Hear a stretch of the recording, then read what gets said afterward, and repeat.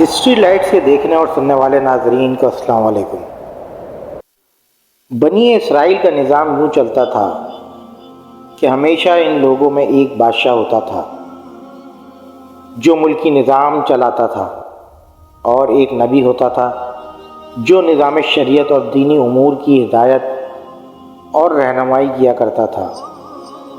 اور یوں یہ دستور چلا آ رہا تھا کہ بادشاہی یہود ابن یعقوب علیہ السلام کے خاندان میں ہی رہتی تھی، اور نبوت لادی بن یعقوب علیہ السلام کے خاندان کی ترہ امتیاز تھی۔ حضرت شموئیل علیہ السلام جب نبوت سے سرفراز کیے گئے تو ان کے زمانے میں کوئی بادشاہ نہیں تھا، تو بنی اسرائیل نے آپ سے درخواست کی کہ آپ کسی کو ہمارا بادشاہ بنا دیجیے، اور آپ نے حکم خداوندی کے مطابق طالوت کو بادشاہ بنا دیا، جو بنی اسرائیل میں سب سے زیادہ طاقتور اور سب سے بڑا عالم تھا، لیکن بہت ہی غریب اور مفلس تھا۔ بکریوں کی چروائی کر کے زندگی بسر کرتا تھا۔ اس پر بنی اسرائیل کو اعتراض ہوا کہ طالوت شاہی خاندان سے نہیں ہے، لہٰذا یہ ہمارا بادشاہ کیسے ہو سکتا ہے؟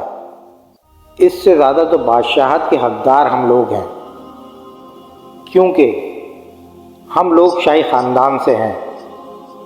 پھر طالوت کے پاس کچھ زیادہ مال بھی نہیں ہے۔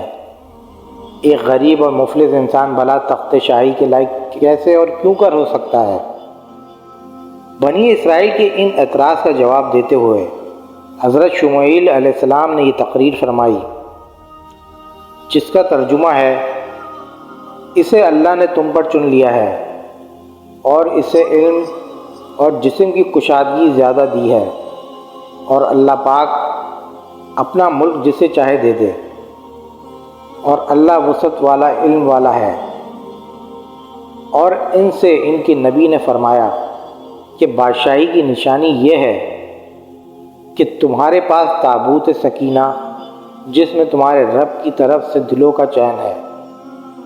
چنانچہ تھوڑی ہی دیر بعد 4 فرشتے صندوق لے کر آ گئے، اور صندوق کو حضرت شموئیل علیہ السلام کے پاس رکھ دیا۔ یہ دیکھ کر تمام بنی اسرائیل نے طالوت کی بادشاہی کو قبول کر لیا، اور آپ نے بادشاہ بن کر نہ صرف انتظام ملکی سنبھالا، بلکہ بنی اسرائیل کی فوج بھرتی کر کے قوم عمالقہ کے کفار سے جہاد بھی فرمایا۔ جب طالوت بنی اسرائیل کے بادشاہ بن گئے تو آپ نے بنی اسرائیل کو جہاد کے لیے تیار کیا، اور ایک کافر بادشاہ جالوت سے جنگ کرنے کے لیے اپنی فوج کو لے کر میدان جنگ میں نکلے۔ جالوت بہت ہی قد آور اور نہایت ہی طاقتور بادشاہ تھا۔ وہ اپنے سر پر لوہے کی جو ٹوپی پہنتا تھا، اس کا وزن 3 سورتل تھا۔ جب دونوں فوجیں میدان جنگ میں لڑائی کے لیے صف آرا ہو چکی تو حضرت طالوت نے اپنے لشکر میں یہ اعلان فرما دیا کہ جو شخص جالوت کو قتل کرے گا، میں اپنی شہزادی کا نکاح اس سے کر دوں گا، اور اپنی آدھی سلطنت بھی اسے عطا کر دوں گا۔ یہ فرمان شاہی سن کر حضرت داؤد علیہ السلام آگے بڑھے، جو ابھی بہت ہی کمسن اور کمزور تھے۔ بیماری سے چہرہ زرد ہو رہا تھا، اور غربت اور مفلسی کا یہ عالم تھا کہ بکریاں چرا کر اس کی اجرت سے گزر بسر کرتے۔ روایت ہے کہ حضرت داؤد علیہ السلام گھر سے جہاد کے لیے روانہ ہوئے تو راستے میں ایک پتھر بولا کہ اے داؤد، مجھے اٹھا لیجئے، کیونکہ میں حضرت موسیٰ علیہ السلام کا پتھر ہوں۔ پھر دوسرے پتھر نے آپ کو پکارا، اے داؤد، مجھے بھی اٹھا لیجئے، کیونکہ میں حضرت ہارون علیہ السلام کا پتھر ہوں۔ پھر ایک تیسرے پتھر نے آپ کو پکارا کہ اے داؤد علیہ السلام، مجھے اٹھا لیجئے، کیونکہ میں جالوت کا قاتل ہوں۔ آپ علیہ السلام نے تینوں پتھروں کو اٹھا کر اپنے چولے میں رکھ لیا۔ جب جنگ شروع ہوئی تو حضرت داؤد علیہ السلام اپنی گوپھن لے کر صفوں سے آگے بڑھے، اور جب جالوت پر آپ کی نظر پڑی تو آپ نے ان تینوں پتھروں کو اپنی گوپھن میں رکھ کر بسم اللہ پڑھ کر گوپھن سے تینوں پتھروں کو جالوت کے اوپر پھینکا، اور یہ تینوں پتھر جا کر جالوت کی ناک اور کھوپڑی پر لگے، اور اس کے بھیجے کو پاش پاش کر کے سر کے پیچھے سے نکل کر 30 جالوتوں کو لگے، اور سب کے سب مقتول ہو کر گر پڑے۔ پھر حضرت داؤد علیہ السلام نے جالوت کی لاش کو گھسیٹتے ہوئے لا کر اپنے بادشاہ حضرت طالوت کے قدموں میں ڈال دیا۔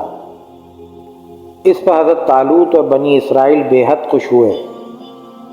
جالوت کے قتل ہونے سے اس کا لشکر بھاگ نکلا، اور حضرت طالوت کو فتح حاصل ہوئی، اور اپنے اعلان کے مطابق حضرت طالوت نے حضرت داؤد علیہ السلام کے ساتھ اپنی لڑکی کا نکاح کر دیا، اور اپنی آدھی سلطنت کا ان کو سلطان بنا دیا۔ پھر پورے 40 برس کے بعد حضرت طالوت بادشاہ کا انتقال ہو گیا، تو حضرت داؤد علیہ السلام پوری سلطنت کے بادشاہ بن گئے۔ اور جب حضرت شموئیل علیہ السلام کی وفات ہو گئی تو اللہ تعالیٰ نے حضرت داؤد علیہ السلام کو سلطنت کے ساتھ ساتھ نبوت سے بھی سرفراز کیا۔ آپ سے پہلے سلطنت اور نبوت دونوں اعزاز ایک ساتھ کسی کو بھی نہ ملا تھا۔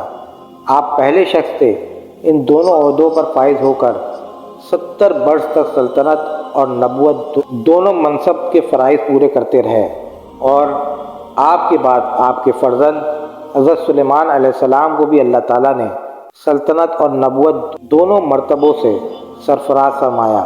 یہ واقعہ قرآن مجید کی سورہ بقرہ میں اس طرح بیان کیا ہے: اور قتل کیا داؤد نے جالوت کو، اور اللہ نے اسے سلطنت اور حکمت عطا فرمائی، اور اسے جو چاہا سکھایا۔ ناظرین، اگر آپ کو میری یہ ویڈیو پسند آئی ہو تو لائک، شیئر اور سبسکرائب ضرور کیجیے گا۔ شکریہ۔